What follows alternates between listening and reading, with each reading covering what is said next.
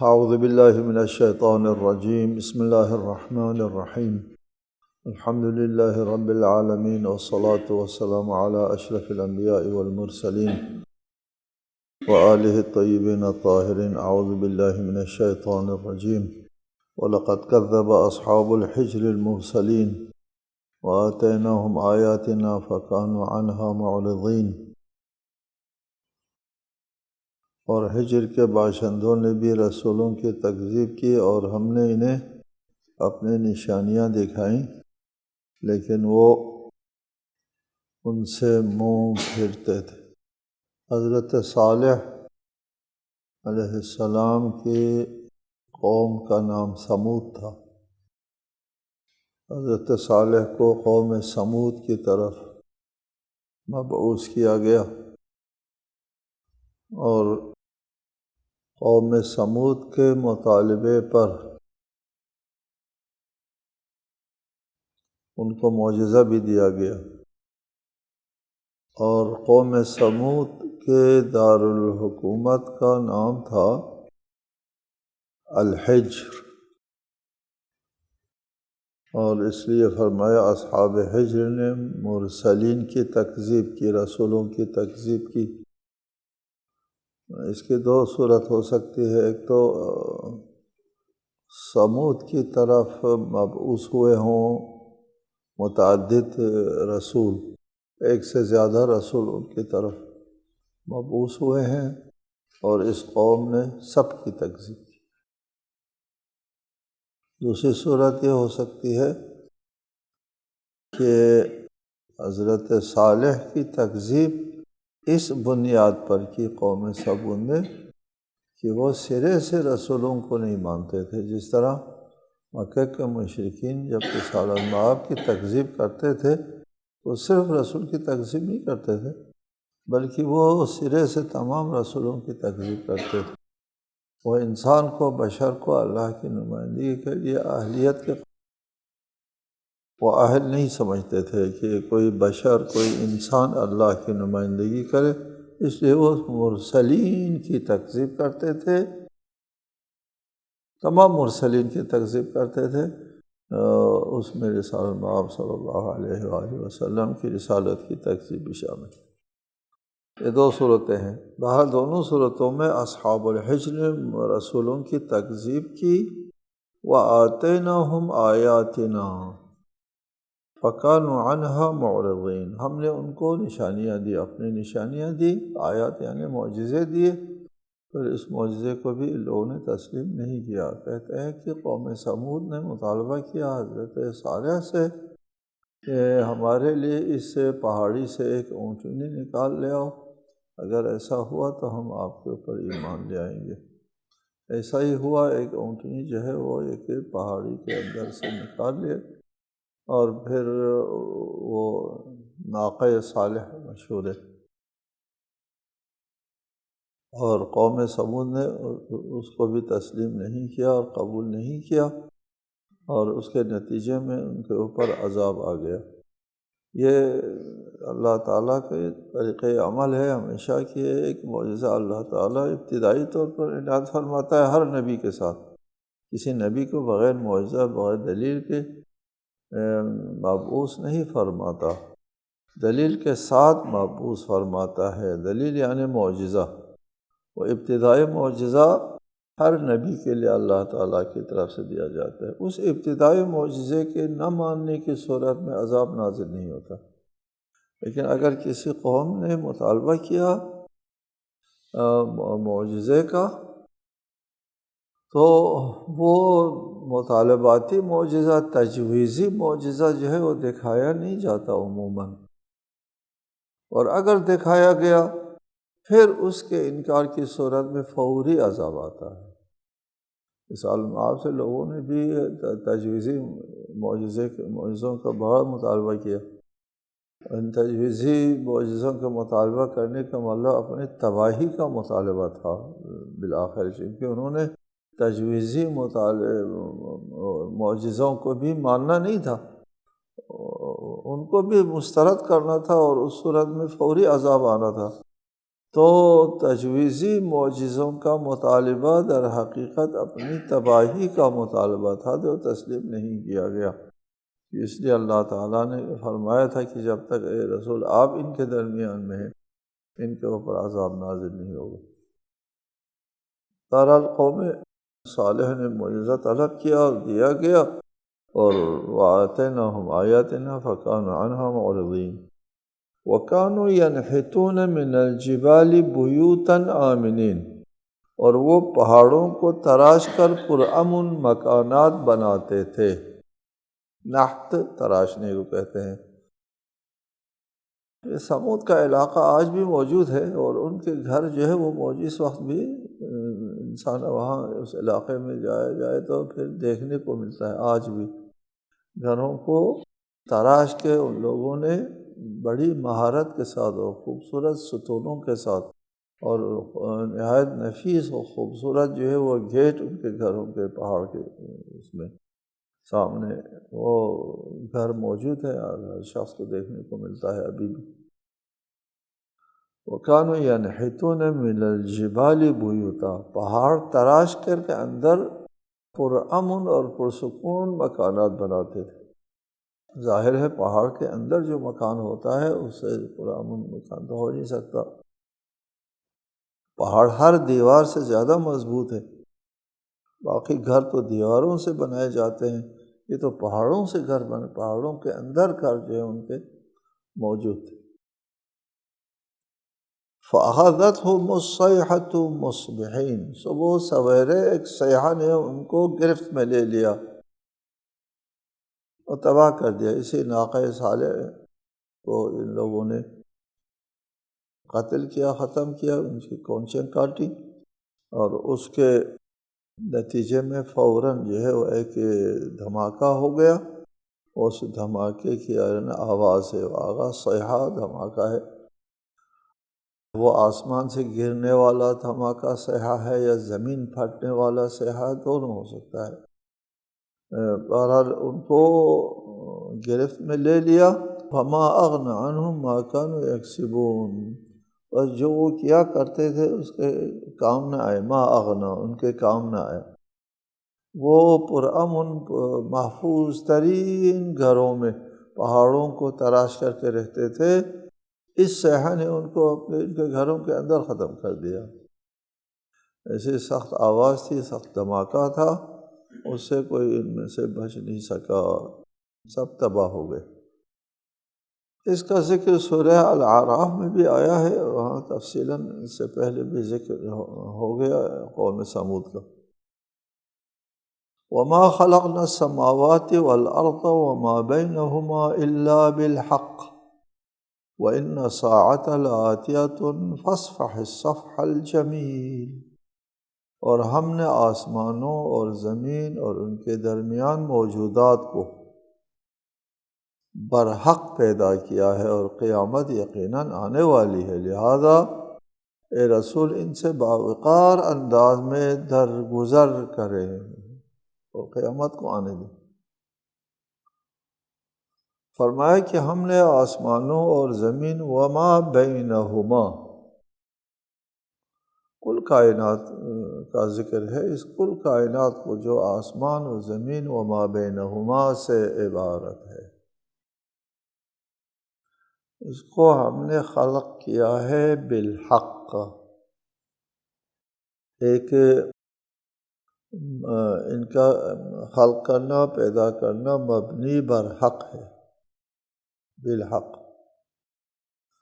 پہلے بھی آپ کو بتایا کرتا ہوں حق کس کو کہتے ہیں، اور حق کے مقابلے میں باطل بھی آتا ہے،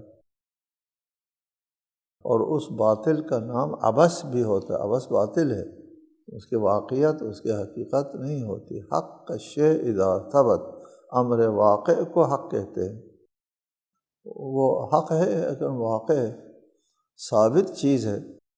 اس کے مقابلے میں باطل ہے، سراب ہے، وہ ہے نہیں، کوئی چیز نہیں ہے، صرف انسان کے یا کسی کے وائبے میں ہے، امر واقع میں نہیں ہے، اس کو باطل کہتے ہیں۔ حق کے مقابلے میں باطل آتا ہے، وجود کے مقابلے میں عدم آتا ہے، ثبوت کے مقابلے میں ایک واہمہ آتا ہے جس کا کوئی ثبوت اور واقعیت نہیں ہے۔ اللہ تعالیٰ نے ارشاد فرمایا بعض آیات میں کہ ہم نے آسمان و زمین کو عبث خلق نہیں کیا، برحق خلق کیا۔ حق کے مقابلے میں کبھی باطل کا ذکر آتا ہے، حق کے مقابلے میں کبھی عبث کا ذکر آتا ہے، چونکہ عبث باطل ہے، عبث کا کوئی واقعیت نہیں ہے۔ عبث کہتے اس کو جس کی کوئی واقعیت نہ ہو، ایک واہمہ ہو اور ایک وہم و خیال ہو جس کے پیچھے لوگ جاتے ہیں، اس کو عبث کہتے ہیں۔ اس میں ارشاد فرمایا کہ ہم نے اس کائنات کو بالحق پیدا کیا ہے، بالحق۔ اس کا پیدا کرنا کسی امر واقع پر مبنی ہے، فضول اور باطل اور عبث نہیں ہے۔ یہاں پر ایک نظریہ ہے اس کائنات کی تخلیق کے سلسلے میں کہ ہم یہاں کہاں سے آئے، کس لیے آئے اور کہاں جانا ہے۔ سوالات آتا ہے، ہماری زندگی کے بارے میں سوال آتا ہے، اس کائنات کے بارے میں سوال آتا ہے، کل وجود کے بارے میں۔ یہ وجود جس کے تحت تمام موجودات وجود میں ہے، وجود، یہ وجود کس لیے ہے، اس کا کیا مطلب ہے؟ سوال آتا ہے، ذہن میں سوال آتا ہے، یہ کہاں سے ہم آئے ہیں، اس لیے ہے، اور کہاں جانا ہے۔ یہ پورے کائنات جس میں ہمارا وجود بھی شامل ہے۔ یہ سوال ہم اپنے بارے میں، کل کائنات کے بارے میں اٹھا سکتے ہیں۔ ایک تو نظریہ یہ ہے کہ ہم کو کسی نے بھیجا نہیں ہے، ہم کہیں سے بھی نہیں آئے، ہے نا۔ سوال کہاں سے آئے ہیں، کس لیے آئے ہیں اور کہاں جانا ہے، تین سوالات۔ جواب کہیں سے بھی نہیں آئے، اتفاقاً ادھر موجود ہو گئے۔ کس لیے، کسی لیے، کسی کام کے لیے بھی نہیں آئے، ایسے ہی گزارنا۔ کہاں جانا ہے، کہیں بھی نہیں جانا ہے، مٹ جانا ہے، ختم ہونا ہے۔ کہیں سے نہیں آیا اور کہیں جانا نہیں اور کچھ کرنا نہیں۔ اچھا، پھر آپ جو یہاں موجود ہیں اس کائنات کے اندر، جو آپ کی حیات ہے، اس کے پیچھے کوئی حکمت، کوئی فلسفہ، کوئی مصلحت، کچھ نہیں یار، کچھ نہیں۔ کیا مصلحت ہے، کیا فلسفہ ہے؟ ادھر دیکھو دنیا کو، ایک آدمی ہے، اس کا اکلوتا بچہ ہے، ایک بچہ ہے اس کے پاس، اس کے علاج کے لیے 10,000 روپیہ چاہیے، 15,000 روپیہ چاہیے، اس کے پاس نہیں ہے، بچہ مر جاتا ہے۔ یہ تمہاری دنیا یہ ہے۔ اور دوسرا جو ہے اس کی بلی ہے، بلی اور یا کتوں کی شادی پر 2-3 لاکھ ڈالر خرچ کرتے ہیں۔ تو عبث نہیں ہے تو کیا ہے؟ اس بیچارے کا ایک بچہ تھا، بہت ہی چہیتا بچہ، ایک ہی بچہ، وہ 15,000 روپیہ نہ ہونے کی وجہ سے مر جاتا ہے، اور وہ بلیوں کی شادی پر 15,000 روپیہ نہیں، ڈالر نہیں، 2-3 لاکھ آتا ہے نا اشتہارات میں، مفروضہ نہیں ہے، ایسا ہو رہا ہے۔ بلیوں کی شادی کے اوپر، کتوں کی شادی کے اوپر جو ہے وہ لاکھوں ڈالر خرچ کرتے ہیں۔ یہ عبث ہے، بالحق نہیں ہے، عبث، فضول ہے۔ یہ دیکھو، اسی طرح بہت ساری مثالیں چاہیے۔ اس کا مطلب یہ ہوا کہ آپ اس رخ کو دکھاتے ہیں، ہم آپ کو ایک اور رخ دکھاتے ہیں۔ ایک آدمی ہے، وہ اپنی کرسی کو، اپنے اقتدار کو طول دینے کے لیے، اپنی کرسی کو ذاتی انا اور ذاتی مفاد اور اقتدار کے لیے، اس کو چند دن طول دینے کے لیے، ہمیشہ تو رہنا نہیں، ہزاروں انسانوں کا خون کرتے ہیں، غریبوں کو مارتے ہیں، بچوں کو یتیم کرتے ہیں، عورتوں کو بیوہ کرتے ہیں، اور بہت سے خاندانوں کے چولہے بجھ جاتے ہیں، بے سہارا ہو جاتے ہیں، چھت گر جاتی ہے ان کی، اس لیے اس ایک آدمی کے اقتدار کے لیے۔ ابھی آج کل ہو رہا ہے یہ، اور پہلے بھی ہوتا رہا۔ یہ کتنے انسانوں کا خون کیا، کتنے لوگوں کو بے سہارا کر دیا، کتنے لوگوں کو محروم کر دیا، کتنے لوگوں کے سر سے چھت اڑا دی۔ اس لیے ہزاروں لوگوں کے ہاں ابھی ہو رہا ہے، اس وقت عالم میں یہ بات ہو رہی ہے۔ ایک دو شخص اپنے اقتدار کو طول دینے کے لیے ادھر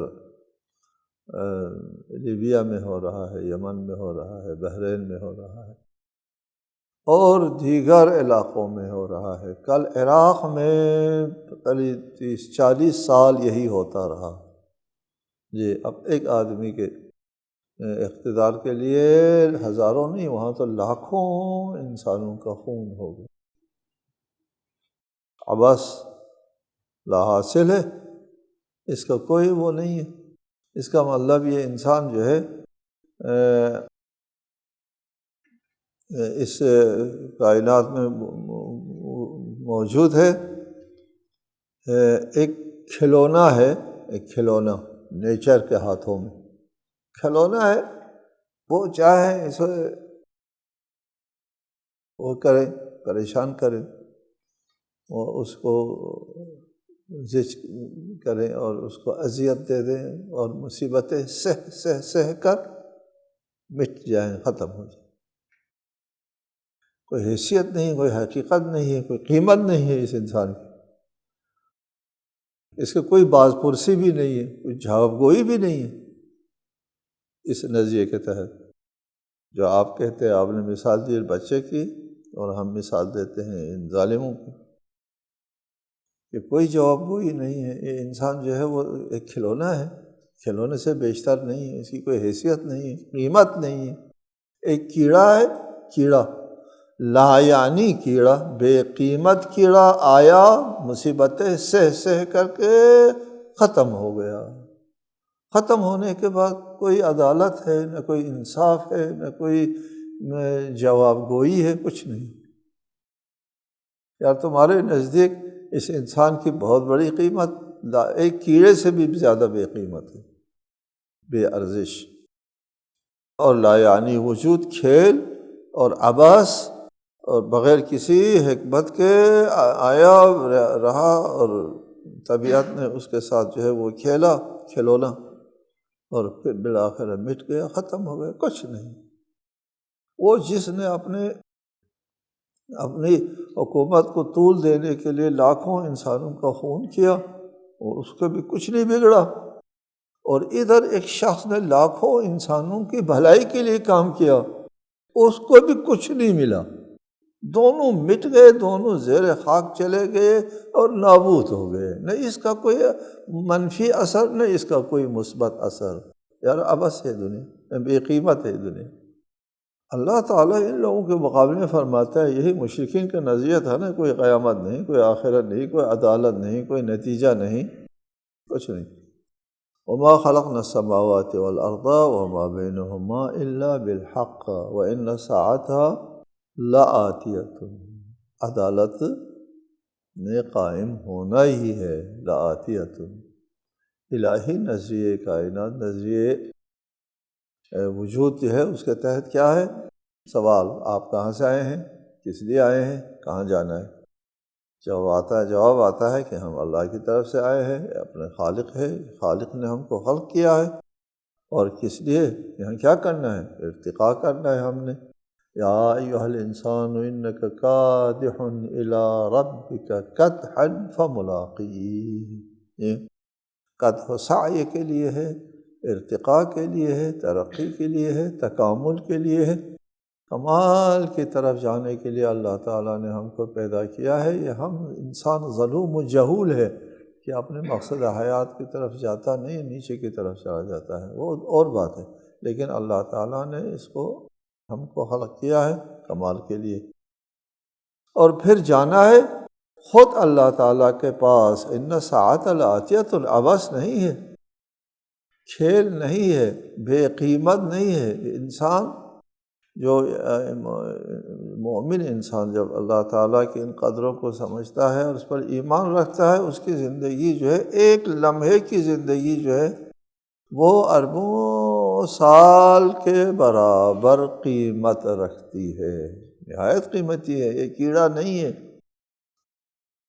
یہ عبث کھیل اور کھلونا نہیں ہے، یہ جب آیا عرصہ کائنات میں جس نے جب قدم رکھا ہے ہمیشہ رہنے کے لیے، خلقتم للبقاء لا للفناء، تم ہمیشہ رہنے کے لیے پیدا کیے گئے ہو۔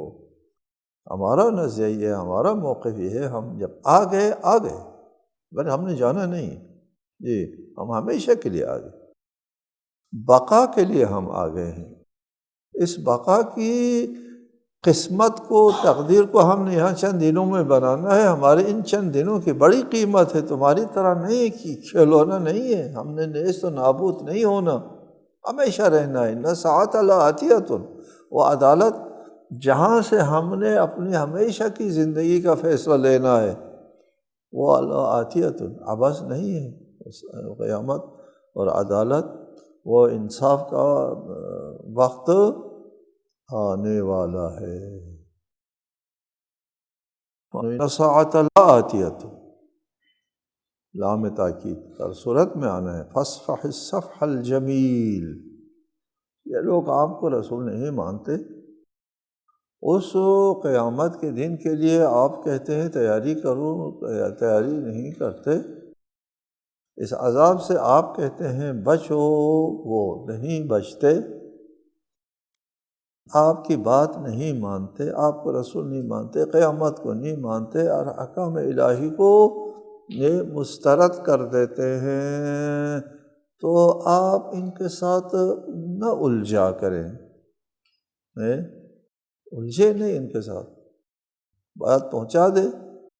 وما علی الرسول الا البلاغ، اپنے بات پہنچا دے، دلیل قائم کرے، بات پہنچانے میں کسی قسم کا ابہام نہ رکھیں، بلاغ مبین ہونا چاہیے، مبین، مجمل نہیں ہونا چاہیے، بلاغ مبین ہو، اجمال نہ ہو، ابہام نہ ہو، دلیل میں کوئی سقم نہ ہو اور کوئی خامی اور خرابی نہ ہو، بات جو ہے وہ صاف ستھرے انداز میں واضح طور پر پہنچا دیں، بس پھر الجھنے کی ضرورت نہیں ہے، بحث کرنے کی ضرورت نہیں ہے، ٹھیک ہے۔ فاصفح الصفح الجمیل، خوبصورت طریقے سے ان کے ساتھ نظر انداز کرو، بات پہنچا کر۔ اچھا، پھر آپ کہتے ہیں پھر لڑتے کیوں تھے آپ؟ یہ بات پہنچا کر کے فاصفح الصفح الجمیل، صفح کہتے ہیں چہرے کی ایسے کو، اس کو اپنے سے غور کرو، موڑ لو، ادھر گزر کرو، بے اعتنائی کرو، بات پہنچا کر کے بلاغ مبین کر کے، تو آپ لڑتے کیوں تھے پھر؟ بات پہنچا کر کے بیٹھ جاتے، لڑائی نہ کرتے، جنگیں نہ کرتے۔ جواب دیں گے ہم آئندہ نشست میں کہ اسلام کی جنگیں جو ہے وہ اس لیے نہیں تھی کہ بات منوائیں جبران، ان کے خلاف نہیں تھے کہ جو لوگ منکر تھے رد کرتے تھے ان کو منوانے کے لیے جنگ کی ہو، ایسا نہیں ہے۔ جنگ تو ان لوگوں کے خلاف تھی جو اس بات کے، اس دلیل اور برہان کے سامنے وہ لوگ طاقت استعمال کرتے تھے۔ اسلام نے، قرآن نے، دین نے اپنی دلیل پیش کی، جواب میں ان لوگوں نے طاقت استعمال کی، اس دلیل کے اور برہان بلاغ مبین کے جواب میں طاقت استعمال ہوا، پھر طاقت جب استعمال ہوا تو اس کے مقابلے میں بھی طاقت استعمال کرنا ہی ہوتا ہے۔ انشاءاللہ تعالی۔ السلام علیکم ورحمۃ اللہ۔